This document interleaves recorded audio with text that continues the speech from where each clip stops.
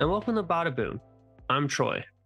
On this episode, guest co-host Christine and I recap everything that's happened this week, from Aquaman #1 by Jeremy Adams to the season finale of Creature Commandos, and we talk about what's next to come in feature film, TV shows, and comics.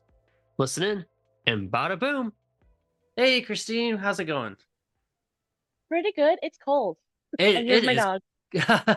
It is cold. I'm ready for winter to be over, but there's been some things happening this week that we gotta talk about. We're gonna talk hmm about comics, about what's been new with that. Definitely Creature Commandos, and a couple things that'll be happening in the future to look forward to. Yeah. But first things first, this week we got the #1 issue of Aquaman, written by Jeremy Mm, Adams, which, if you've read his Green Lantern, it's been really cool seeing how he's changed some of the lore and updated a couple of different things. And I was on the fence about some of it before, and now yeah. he's doing Aquaman, which is also a character that, I don't know about you, Christine, but I'm not like the biggest Aquaman fan. Neither am I. He's just Ocean Man. Yeah, I like Aquaman's had like some like different takes like in the past. Like I think my first thing for Aquaman was Justice League, the show, where he's got like the hook Yeah. hand, and then you know I don't think I've really read a ton of. I have maybe like one or two Aquaman comics. Yeah. uh it's mostly just like the shows I see him in. I'm like, you're great in the shows, but I don't feel like it's been very inspiring to pick up an Aquaman comic. So Yeah. I feel like parodies of him are a little bit more like as far as his main stuff that's been out, parodies of him are a lot more interesting. Like I feel like if I'm gonna pick between Aquaman and the Deep, I'll watch the Deep's antics before I watch Aquaman. yeah, which I gotta say is not the case for Jeremy Adams Aquaman, because he, in one issue, does a great job, I think, of like establishing what we've got going on with Aquaman. There's great references to several other comics to check out to see like where he's been to where he's gone now. He's got a power change, a power shift after absolute power. Mm. And now he has like this mystical pearl, and all of a sudden, everyone in Atlantis just vanishes. The pearl's still there, and he takes it somewhere deep in the ocean, and boom, the dark side Omega symbol pops up. So Oh my it's a gosh. pretty big cliffhanger. They also introduce him like in the very first 2 pages as not Aquaman the king or the ruler, but Aquaman the monster killer. So Oh my God. Jeremy Adams is really hyping him up, and I feel like there's nothing but change set up for Aquaman in this series. And with a big cliffhanger, like with everything that's happening with Absolute Power and like Darkseid's own universe, I don't know if there's no slated Absolute Aquaman. So I feel like whatever happens next is going to be the Yeah. closest we're going to get to an Absolute Aquaman, because he just disappears into like the Omega symbol, and it's like straight up We love when cliffhanger they issue 1. disappear. Yeah, yeah, exactly. But it's not like there's nothing. Like I think people usually, when they are doing a first issue, they don't want it to be a big cliffhanger. So you're like, oh, Mm. like nothing happened. But like at the same time, it's a big enough cliffhanger if you know about the rest of the context of what's happening in the DC universe and comics, that it's like, oh, this could Okay. get really interesting. Yeah, like I'm gonna be so honest because before where I worked, you knew I would always read about it ahead so I can tell people about it. Once I left, I was like, I don't have the capacity. And Aquaman was like not on the radar. But when you had Yeah. mentioned it, I was like, oh my God. I was looking into it and I was like, wow, they're really trying to like I guess they were like it's like a revenge plot for the underdog where they've just kind of been this person for so long. Even Jason Momoa, like God bless his cringy heart, he could not sway me to love Aquaman. And that's I feel like he got a lot of the simps, but I feel like with this opportunity, I don't know if you like I mean you've read Ultimate Spider-Man. I feel like um now that he's kind of like a wholesome person, his story is better. And I think this is an opportunity for Aquaman to kind of have the same thing where it's a different version of him, but there's going to be a lot more substance to him other than just being like king of the water and talking to fish, you know? Yeah. Which hey, that's also a great segue to our next topic, which is like, hey, what's happening in like film and TV and movies? Because Hmm.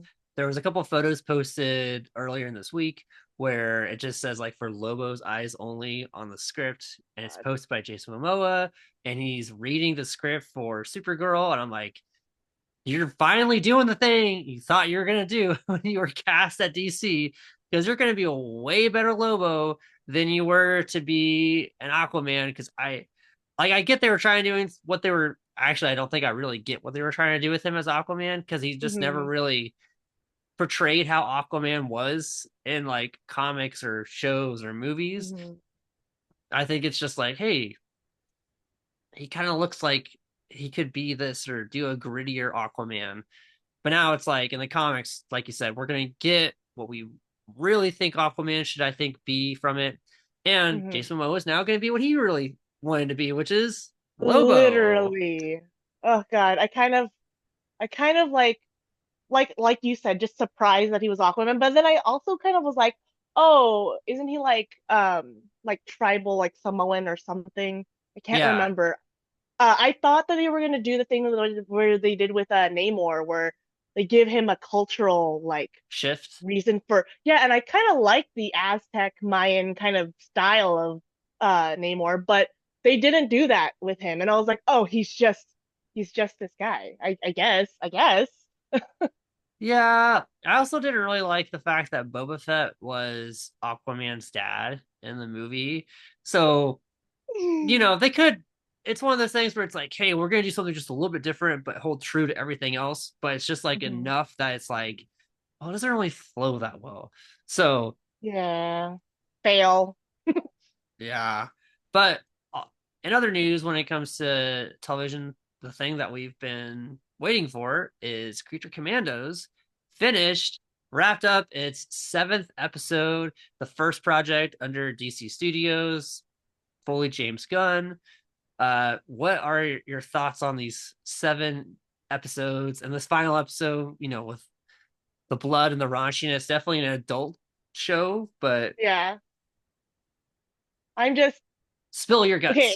Literally, like 30 minutes before this, I was like, I gotta watch it.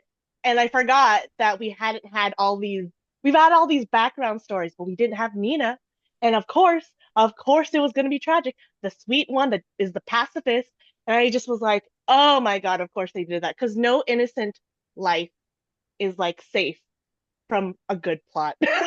And I feel like it's so tragic, but it does really seal the deal for really good storytelling because tragedy must happen and it can't be cheap. It has to come from a guttural feeling, like a place. And for like also love the bride. For her, I was like, oh my God, I can't handle this. I literally was like, all the girl power just got snuffed out in like a few minutes, and I was like, I guess this is good. But I'm really excited for her little monster mash party at the end. And freaking okay, I like had my hands up when I saw King Shark. I was like, oh my God, what the heck?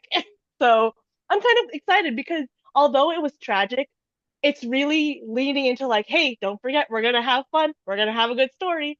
And it's kind of got me excited. Usually at the end of shows, I'll just yell, I'm like, why? I need more. There, I was just like, that's a good place to stop.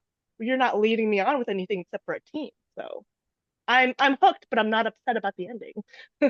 I was pretty upset when Nina died because I was like, you were the only nice one. And freaking Weasel, like, running it for everybody. And I'm like, gosh, like, I don't like But you he as a has character. trauma. He literally has Guys, trauma. he's the only person that I'm like, you can be on this team because you don't have like the ability to process and think things through. You're just like, oh, Yeah. emotions. And so like I was like, dang. But even then He's just a it's puppy. yeah, I don't know. I don't like him. He looks so gross in the live action Suicide Squad. Oh, I'm like, oh, sure, everyone deserves love, but I don't know about you. oh my God. He's a puppy. He's a puppy in my eyes, therefore he's a good boy. Okay. His heart's so big. Maybe if it was like real life and I met him, I'd be like, okay. But You're like, Yeah, he, even Phosphorus wants the pets, but Oh God, that was the sad too. the ending was good. I'm more interested to see what's going to happen with Rick Flag because like he's still Yeah. alive. They kind of made it seem like it's Nina's team. So is Rick Flag Senior going to take over like a non-monster Suicide Squad? Well, I mean, wait, didn't Nina die? You mean, are you talking about the bride? Oh, Bride, yeah, the Bride's team. Sorry, yeah. You're still grieving? Me too. I get it. I get it. Look, I thought they were gonna like pan to a clip and she was still gonna be alive, like in a tank of water or something. And then Yeah. when they verbally said she was dead, I was like, all right. But I was hoping she would have like a secret power. Like, because I knew I was like, this is gonna be like she's gonna like a swan song, but like she's gonna do something magnificent, right? And no, it's just like she's been a sad girl and she's always a sad girl. And although she was being brave, a sad girl she is, and she yeah. ends that way. And I'm like, oh my God. Oh my God. But then I forgot. We're talking about Nina because we love her. But like at the end, freaking Bride's monologue about her and then the Clayface. I didn't realize it was Clayface until she said something because I was like, I'm not paying attention to this. I need to know what's going on here. I'm really excited for that cliffhanger of like, why did they do this? Why are they setting it up? Like it's fruitless to start um fights for no reason unless there's something huge to gain. And I'm just like, it's a political battle, so it's probably just a ruthless, heartless, like greedy moment. But oh God, she just like point blank, and it was just beautiful because I also did not like the princess. Well, if we think about zoom out and think about the bigger picture, Hmm. who tends to gain from third world countries or isolated countries going to war? Who gives these countries such advanced technology to wield their own things? Oh, And part of me is like, hey, maybe Lex Luthor here was playing some strings, or maybe Black Mask or something, because someone's got to have a connection to Clayface to be like, hey, I'm going to send you over to, you know, be a agent or something. But like they had so much advanced technology yeah, into like the suits and stuff. So I don't know. I think there's someone else pulling the strings. I do think Bride is gonna have a soft spot for King Shark because he'll yeah. remind her of Nina. So, Fish friends for life. and maybe Rick Flag won't be over the Commandos anymore, but Mm, maybe he'll be like, "Hey, you're gonna be my new detective trying to track shit down, yeah, kind of like how you did, but you're gonna, inform me, be my like second pair of eyes, so in case I get something wrong, like from Amanda Waller's perspective." Uh, yeah. And I also, when I watch it, sometimes I forget that it's like a DC property. And so small little moments like when Clayface showed up, I was like, oh, I forgot. And then a little minor shout out to Star City and Bloodhaven. I was like, oh, I yeah, forgot. Oh my God. Because I'm so in it for the spooky friends that I forget that it's still comic book stuff. And that's kind of why I'm like gravitated to it. It's not like in your face comics. I'm not seeing capes. I'm not seeing flying all the time. I'm seeing monsters fighting. yeah. Well, and we also got that special appearance of Batman. Oh, that moment, That that quiet moment, little moment. yeah.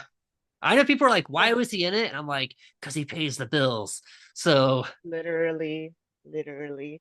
and I mean, like, it got everyone talking again about, hey, who's going to be the Batman in the DCU? Hmm. Is it going to be Robert Pattinson, or Pattinson. Pattinson, or is it going to be somebody else? Which, like, I'm fine if Robert Mhm. is the Batman. But like, I think he's great in his own universe. I want the Batman that we're gonna have maybe be a bit more bulky. Mm, So I don't know what that build's gonna look like, but we'll see how that kind of goes in the future. Do you have any picks for who you want to be the next Batman? Henry man, Cavill. it's I'm just, kidding. oh my God, did you see there's a video and it was like, there was a guy that was like, I don't know what the event was and I don't know what the cause, but like Henry Cavill was like a little disheveled, but he was dressed up. He was shaking the hand of a guy that was like way taller and way buffer than him. Whoever that guy is, he can be it. I don't know who he I is. haven't seen this. Hold on, let me see if I can find a video or a picture because I was like, I don't know who this guy is, but people keep saying like if you want a new Superman, he's shaking hands with him, and I was like, what the heck? But I've also I don't know if you're watching it, but Parker started watching The Penguin, and I've been passively watching it, and I'm like, oh my God. And it's because I forget it's all mob stuff.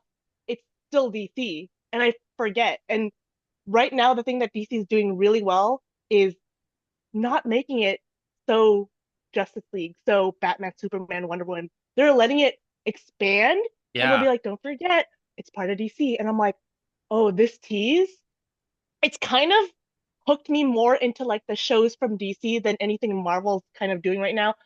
Loki and Agatha were like exceptional, but like after that, it's kind of like whatever because they also did the thing where you forget it's a Marvel property sometimes. Yeah. But I think the like the intentional like backing off, it it gives room for the story to breathe. You're not relying on Batman, you're not relying on Superman.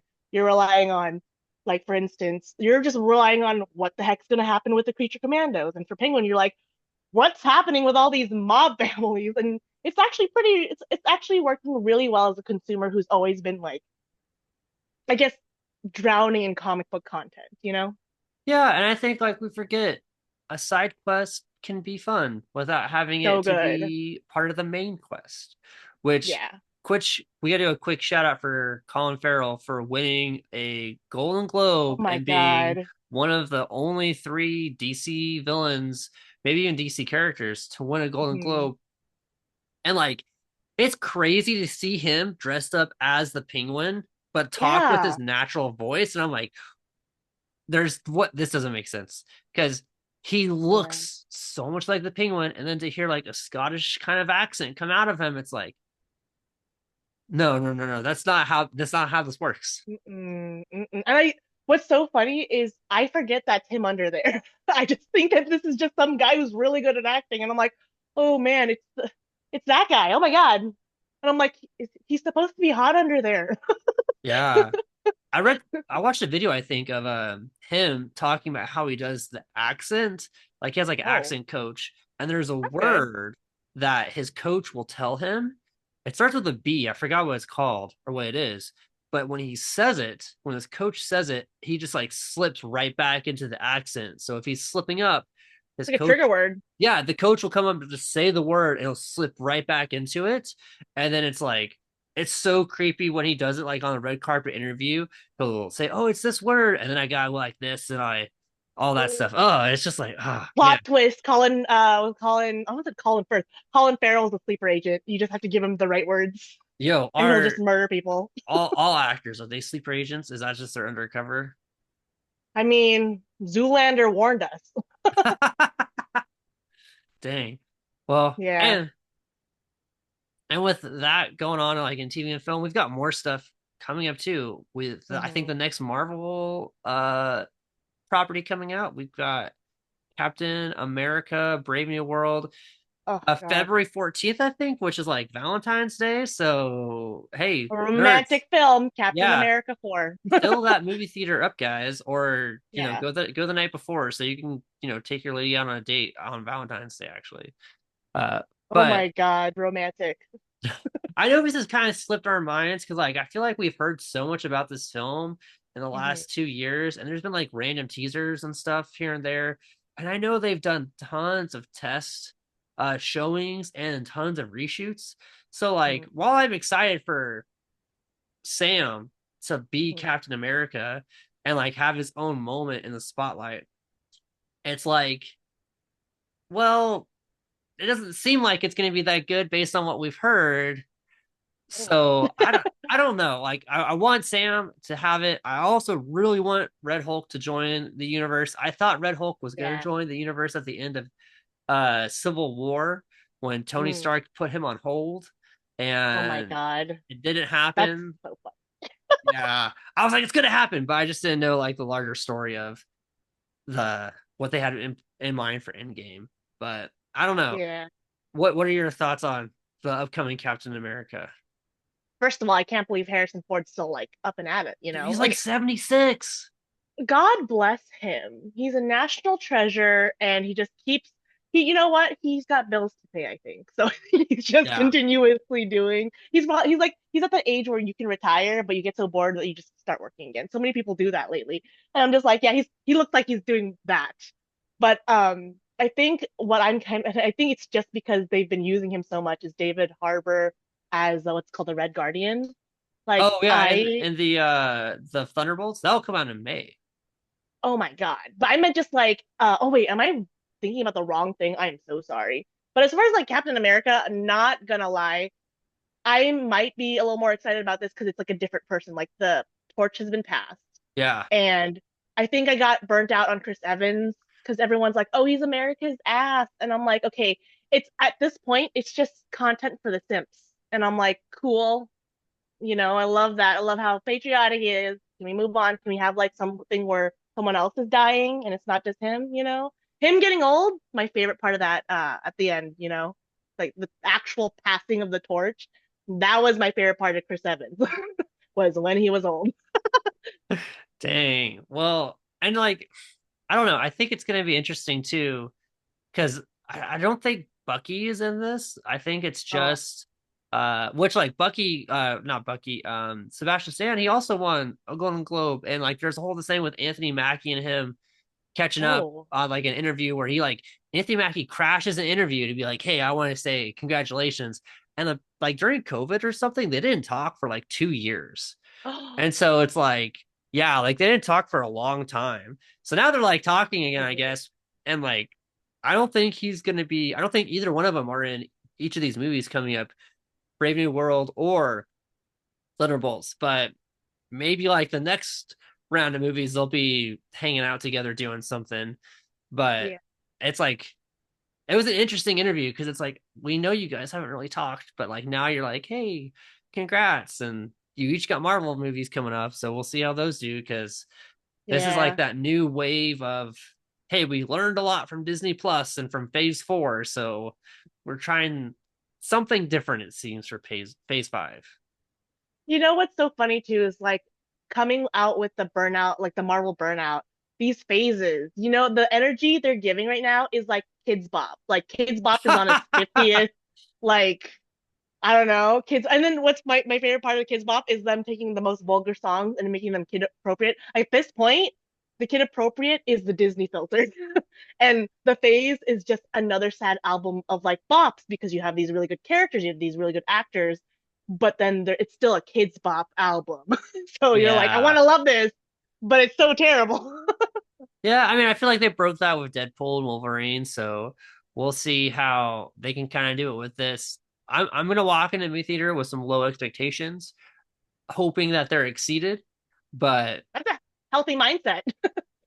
well, I feel like if every time I'm like, oh, it's gonna be so great.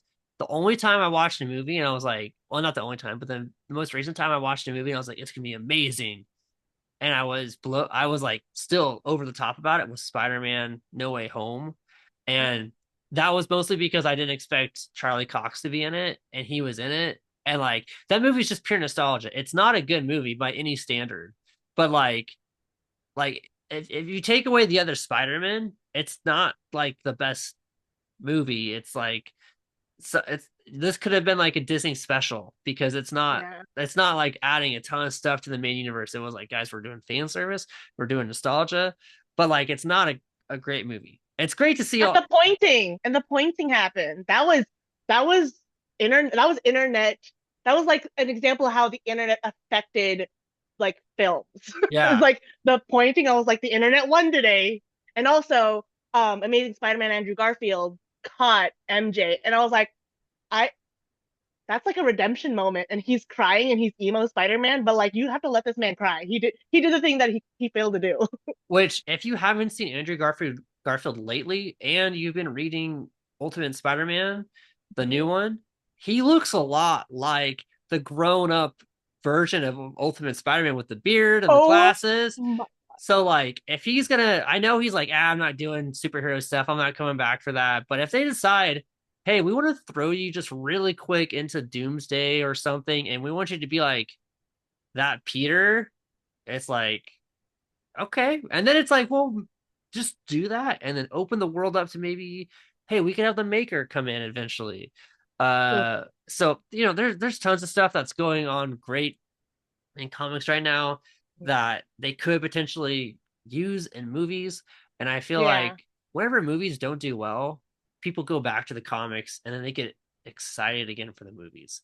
So we're Mhm. in that phase right now. Hopefully the movies, are great and we can still keep this momentum that we've had with the comics and keep building it with the movies again. But we'll just have to see what happens in the coming with the Marvel movies. Ugh. I'm just ready to be disappointed. Well, one thing I know we're not going to be disappointed about is it's also not that far away until Invincible season 3 is on Amazon Prime, which it's going to get crazy and it's going to get pretty violent. If you are reading the comics, if you've read all of them, you probably already know. But if you're reading the new special edition, like manga sized Invincible comics, volume 8 is going to drop I think January 21st. And Wow, then the season 3 is like February 4th or February 8th. And too close. when you read the volume 8, you should be caught up with everything that's already happened in the comics. And there's a couple of things they've already teased in the comics that they haven't teased in the show.